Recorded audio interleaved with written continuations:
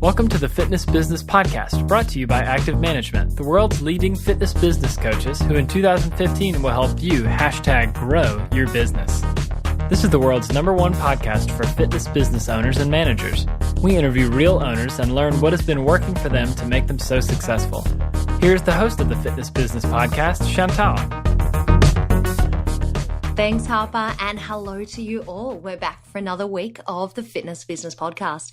I've got to tell you, I've just stepped off the plane from a very relaxing vacation. How good are holidays? I don't know about you guys, but I have a no phone, no internet, 100% offline rule for when I'm on holidays. I think it's really, really important. I used to be the complete opposite. In my first career, way before fitness, I worked in a corporate role where basically the more hours you worked, the later you worked, the less breaks and holidays you took, the better employee you were. 15 years later, and I hope a little wiser, I can now say what a complete load of BS that is. Yep. Seriously, looking after our mental health is just as important as taking care of our physical well-being. So that means taking breaks, switching off technology, enjoying the world, enjoying this environment that we live in. I holidayed in Hawaii, and for those of you that know Maui, I'm sure you will have heard of the Road to Hana. It is just the most beautiful drive along the coast where you stop off at various locations with the most gorgeous, amazing views, beautiful waterfalls and much, much more. And there was one place that we stopped at with just the most incredible view out to the ocean. You kind of peered through these luscious green trees, and then there was just this blue ocean that met the sky, and it was absolutely breathtaking. And it was one of those moments that kind of just clear your mind, that allow you to stand there and take a breath and just hit the reset button. It was totally amazing. I'll put a photo of it in the show notes. It doesn't do it justice, but it'll give you an idea of what I mean. Having time out actually reminded me of a webinar that I facilitated last month, and the presenter was a guy by the name of Steve Brosman, and he had just spent 7 days on Necker Island with Sir Richard Branson, the man who successfully runs 300 companies and multiple charities. And when Steve talked about how Sir Richard Branson structures his work and his play, if you will, is it really makes you stop and think twice about how you spend your time each day. During this presentation, he talked about a work schedule that alternates between, a few hours of solid work followed by an activity like tennis or swimming, and then basically repeat that process. Steve also talked about how Richard Branson works in short sprints rather than in long marathons. And I don't know, it just makes perfect sense as a really effective way, and no doubt a more efficient way to work. So anyway, that's just a tiny little takeaway from that presentation. But if you want to check it out, I'll put a link in today's show notes. So I hope that all of you that are listening, especially those of you that are business owners, who I know you guys run from one thing to the next, multitasking and putting out fires all the time. I hope you do make the time to schedule breaks into your working life. And even though I know it takes extra time to organise that time away, I really truly believe that the break repays itself tenfold in the end. Let's get into the show, shall we? This week's guest is coming to you from New Zealand. Our special guest this week is Mish McCormack. She's an award-winning personal trainer and business owner. And this week's show is really for those of you who are either PTs yourself or any of you that might have PTs in your team or at your club. Mish went from being a small kind of one-man band to now being part of a company that delivers a wide range of fitness services to individuals and to corporates. During the show, we chatted about challenges when transitioning from a contractor to, say, a studio owner. Plus, Mish gives some advice on the first 6 months in the fitness industry. She also throws in a really great idea to get connected with your local community. So hang out for that one because it's right towards the end of the interview. That's it, folks. Let's get going. I hope you enjoy my chat with Mish McCormack.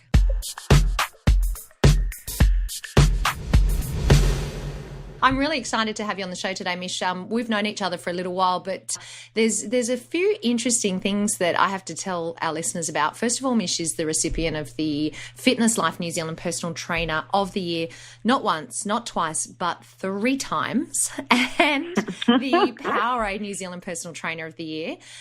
What I didn't know about Mish, and I've known Mish for a little while now, is also Xena Warrior Princess. You've been hiding that one, Mish. That's going back a while now, but yeah, I did do a little bit of stunt work on Xena. Wow. When the series was here in New Zealand. So, yeah, that was all good and really interesting and met lots of great people. Talking about a woman of many talents. Yes, try to be. Now, Mish, you, as I just mentioned, you've won a number of awards. So do you want to tell us a little bit about how has that helped your business? Or I guess I should say, has it helped your business? I think I know the answer to that, but how has it helped your business? Yeah, well, yeah, it certainly has in terms of it's growing my profile within personal training.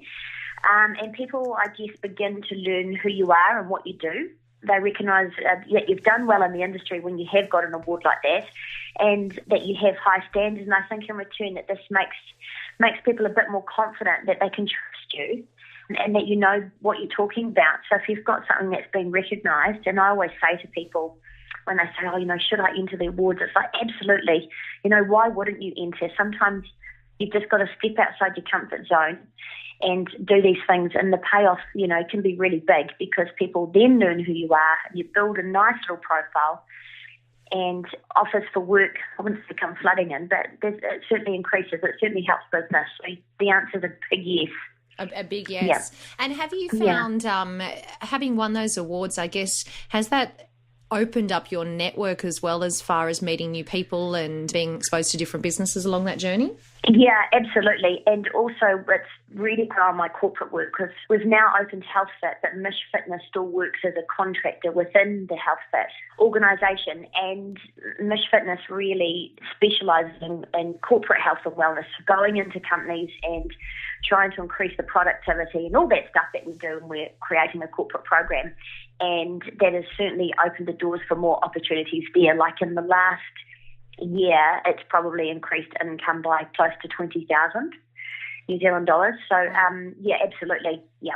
Mish, you first started as a small business owner with Mish Fitness, and now Mish Fitness forms part of a larger company, Health Fit Collective. So you've experienced what it's like to move from being a business owner, a manager, a jack of all trades, I guess, to then expanding to a studio and working with a larger team. So let me ask you this. In your experience, what are the challenges that PTs may face when they're moving from, say, a contractor role to then having their own studio or expanding their business? Oh, gosh, where do I start? There's a massive difference. Having been a personal trainer working for Les Mills here in New Zealand for 16 years and then stepping into our own business, there's a massive difference. And I think the two biggest things is the financial burden, because once you've got your own business, you've got to pay for setup, and there's so many things to take into consideration, and then also staff. So having staff that are what you would like the standard to be and of those people working in your business, and also having the passion, people having the passion that you have, you want them to have that, and it's really, really hard to find. I think the hardest challenge is leading by example. So it's one thing to be tired and push through for your clients, but it's completely another to have to take the high road and always be the better person in every situation with staff as well. Yeah. I think it takes real grit and discipline, to not buckle through stressful times and make smart decisions. It will benefit your staff and most of all, I think, your business.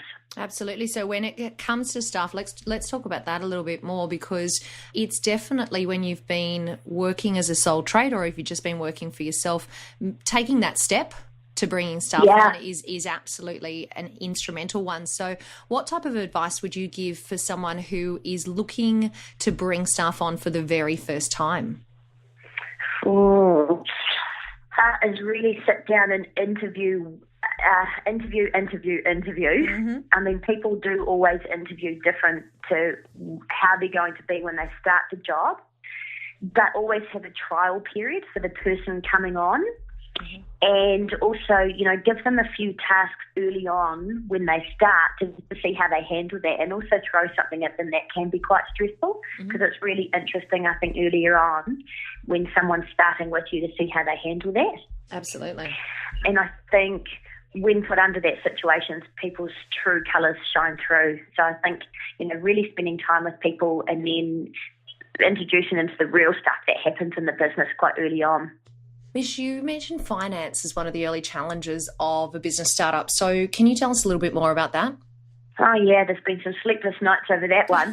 So, going into a new business, there's so many fit-out costs and paying for equipment. And there's just so many costs involved with starting up a new business. And anybody that has their own business will know exactly what I'm talking about.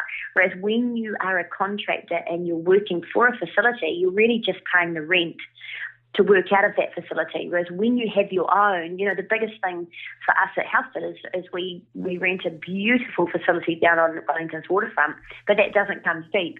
So, you're always making sure you've got enough money coming in for that, and then to pay staff, and then pay for any equipment you might be paying off. Then you've got yoga teachers and whatever instructors you've got going. There's all that to think of. Whereas before, when you're a contractor, there's just you and your rent and your cell phone and your petrol. That's about where it ends.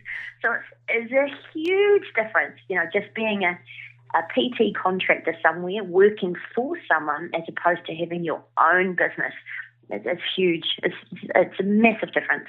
Okay, so are there any particular people that you recommend working with, or any advice that you'd give for those early days as a startup? Earlier on with Mish Fitness, I had a mentor, and I would always say to people, surround yourself with like-minded people, and don't ever give up, even when it gets tough. And, never be afraid to ask another fitness professional or an expert for help, because people are only too willing to give their time, especially if they're feeling secure within their business. They're more than happy to sit with you and share ideas. I mean, I would sit with anybody. Not that anyone wants to really listen to me, but I'm more than happy to sit down with any budding PT, and share ideas, because that's how the industry grows. We support each other. And I just don't think there's enough of that, but hopefully we can change that one by one, hey? Definitely. As a business coach myself, Mish, I couldn't agree more. So let me ask you this. We know that the first 6 months as a PT is that really critical time for getting stuff right.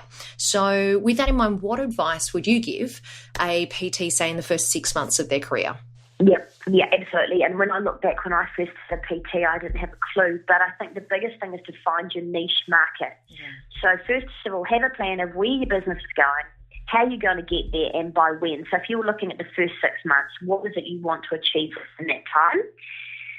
Don't try and be everything to everyone. And I did that when I started off. I thought, because I was heavily into body sculpting then, so I thought I could do body sculpting diets, and I could deal with injury, and I could deal with pregnancy, and whatever else came along, but it certainly wasn't that at all. And I soon found my niche when I started off, and it was simply weight loss, as cliche as that sounds, but I felt very confident giving someone a weight loss program, sitting down with dietitians and writing an eating plan and feeling confident with that. Whereas when I started, if someone had to come to me being pregnant, and at the time I didn't have any children, I really wouldn't have known what to do. So find your niche market, and then focus on that and build your business around that.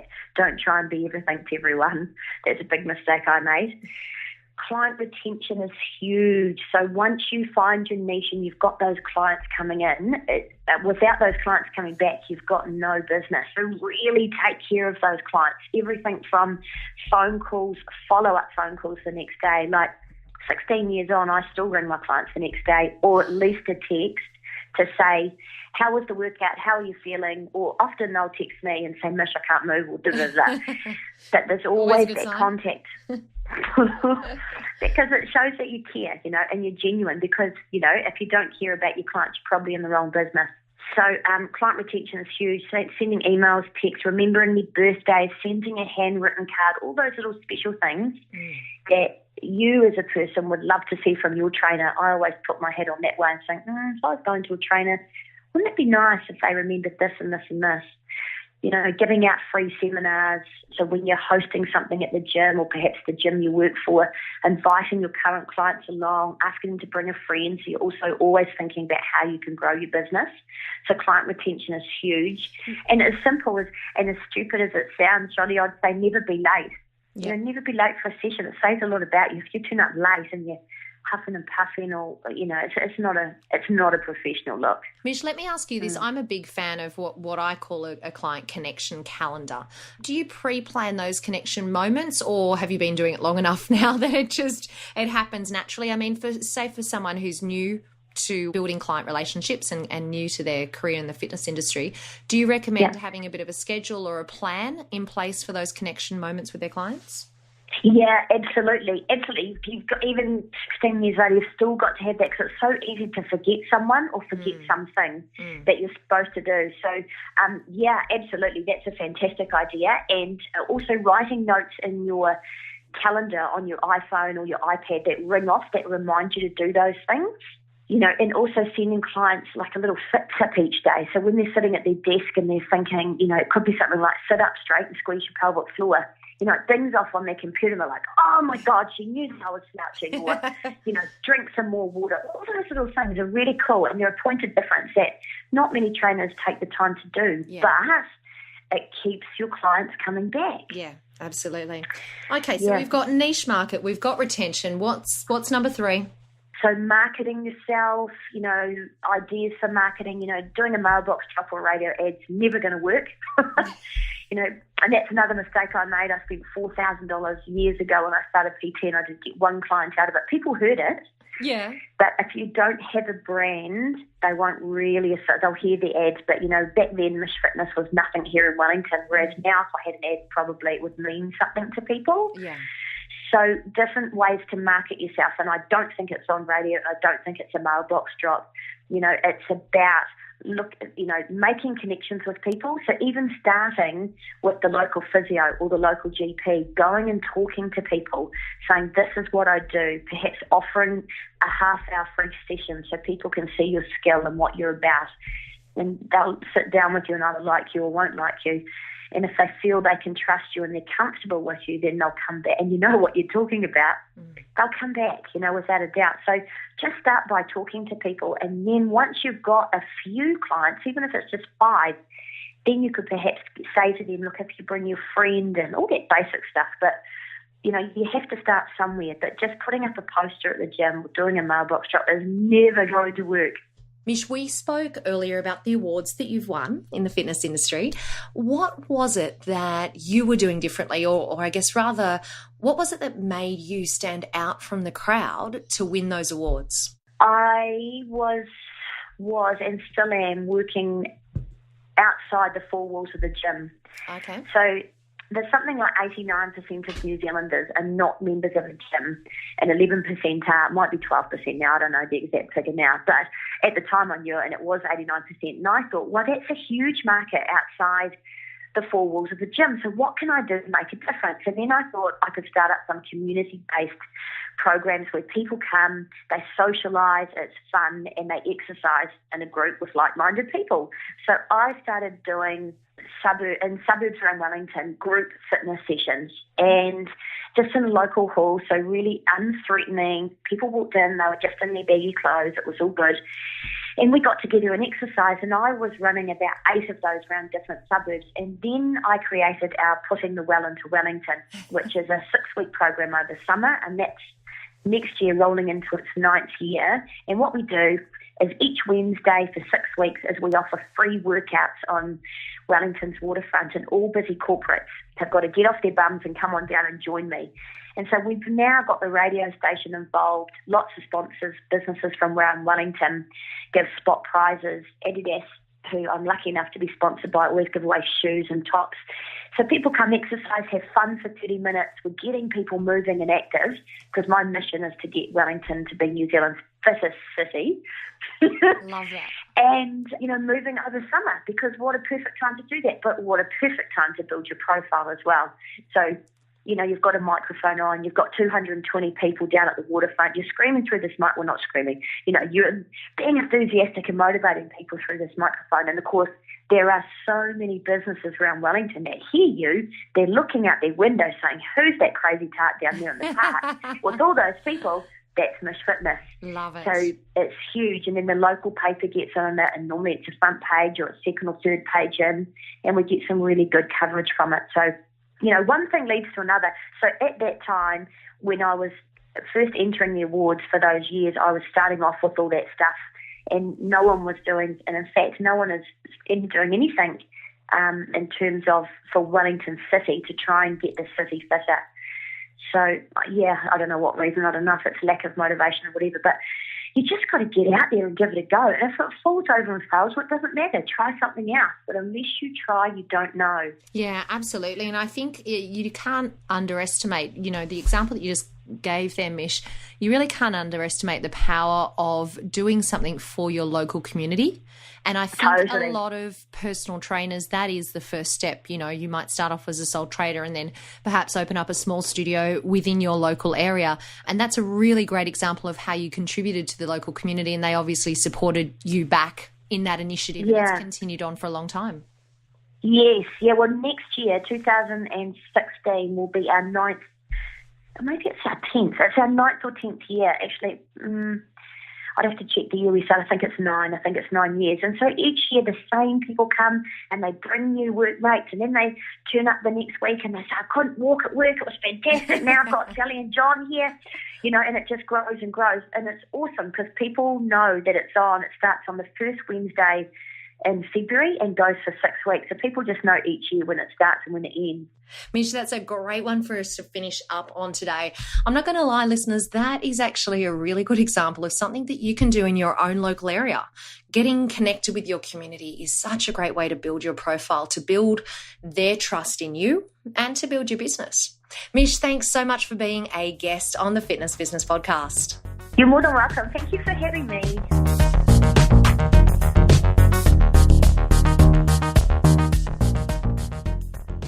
Rex Roundtables is a powerful forum in Europe, the US and Australia for club owners and personal training business owners. In Australia, Justin Tamsett from Active Management runs the Rex Roundtables under the brand Industry Leaders Roundtable. In the show notes for today's episode, you'll find a YouTube link for you to watch and hear more about the roundtables. This 90-second video is a great explanation, so don't forget to check it out in today's show notes. It's time for the Fitness Business Podcast Wrap. I trust that you enjoyed my chat with Mish McCormack. Here are just a few of my favourite parts from the interview. Mish talked about, being awarded, being recognised via industry awards. What it can actually do for you, it can increase your brand awareness. It can open up opportunities and also extend your professional network. She reminded us that two of the biggest challenges when expanding your business are managing financials and also managing staff. So be aware of those areas, and when you need to, get an experienced team or a team member or a mentor to support you through, or even a business coach. When you're starting up your business, really think about finding your niche market. It's important. Don't try and be everything to everyone. Client care is really critical to your business success. And if a client feels like they like you and that they can trust you, then and if they feel as though they know what you're talking about, then they're going to come back for more. So that's it for today's show. Don't forget to check out the show notes for links to Mish McCormack, Rex Roundtables, plus heaps of great takeaways and quotes from the show. If you haven't already done it, don't forget to jump on and rate the Fitness Business Podcast on iTunes. You know what to do by now. All you need to do is go to iTunes, search for the Fitness Business Podcast, and under the title is Ratings and Reviews. Click there and give us a star rating and write a comment. We would love you to do that. Now, if you've got any suggestions, comments, feedback, anything at all, just send me an email. My direct email is chantal@activemgmt.com.au. Until next week, what you leave behind is not what's engraved in stone monuments, but what is woven into the lives of others. You have been listening to the world's #1 podcast called the Fitness Business Podcast, brought to you by Active Management. We are dedicated to helping your fitness business #grow in 2015. Check out www.activemgmt.com.au for resources, tools, and more to help you. And by far, the best value for you is to become a member. So join today at www.activemgmt.com.au.